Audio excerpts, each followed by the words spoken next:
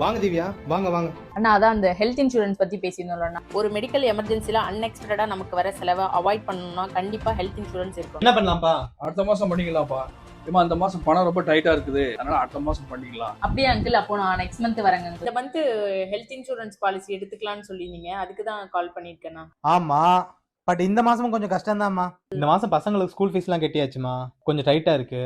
திவ்யா, நான் out of ஸ்டேஷன்ல இருக்கேன். ஊருக்கு வந்து நானே இந்த மாசமும் முடியாதுமா. ஊர்ல தங்கச்சி பொண்ணு காது குத்து, செய்முறை நிறைய செய்யணும். அடுத்த மாசம் பாக்கலாமா? இந்த மாசம் தீபாவளி வேற வருதுமா, செலவு நிறைய இருக்கு. தீபாவளி முடியட்டும், அடுத்த மாசம் கண்டிப்பா பண்ணிடலாம். இரண்டு ஆஃபர்ல இப்பதான் நியூவா பைக் ஒன்னு வாங்கிட்டேன். ஜனவரி ஃபர்ஸ்ட் வீக் கால் பண்ணுங்க, ஷியூரா பண்ணிடலாம். சாரி திவ்யா, மாசம் பொங்கல் வேற வந்துருச்சுமா, செலவு நிறைய இருக்கு. பொங்கல் முடியட்டுமா, கன்ஃபார்மா பண்ணிடலாம். வலிக்குதே. உங்க அப்பாவுக்கு ஹார்ட்ல வந்து 3 இடத்துல பிளாக் இருக்கு. இமீடியட்லி சர்ஜரி பண்ணிட்டான். நீங்க ஏதாவது ஹெல்த் இன்சூரன்ஸ் வச்சிருக்கீங்களா? இல்லையே சார். ஹலோ திவ்யா, எங்க இருக்கீங்க? இன்னைக்கு இன்சூரன்ஸ் போடலாம் Divya.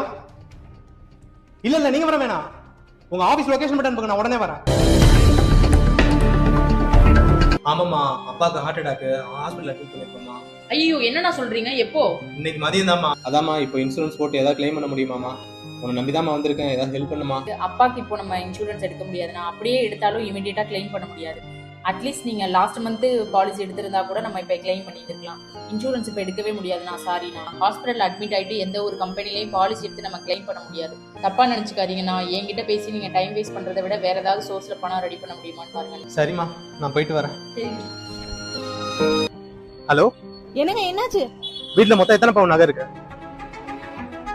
Most of the people ஹாஸ்பிட்டல்ல அட்மிட் ஆனதுக்கு அப்புறம் தான் ஹெல்த் இன்சூரன்ஸ் பாலிசி எடுக்கணும்னு நினைக்கிறாங்க. மனுஷங்களோட வாழ்க்கையில ஹெல்த் இன்சூரன்ஸ் ஒரு அத்தியாவசிய தேவையா மாறிடுச்சுங்க. அதை ஒரு அனாவசியமான செலவா நீங்க நினைக்காதீங்க. உடனே ஹெல்த் இன்சூரன்ஸ் எடுங்க, உங்க ஹெல்த்தையும் வெல்த்தையும் பாதுகாத்துங்க.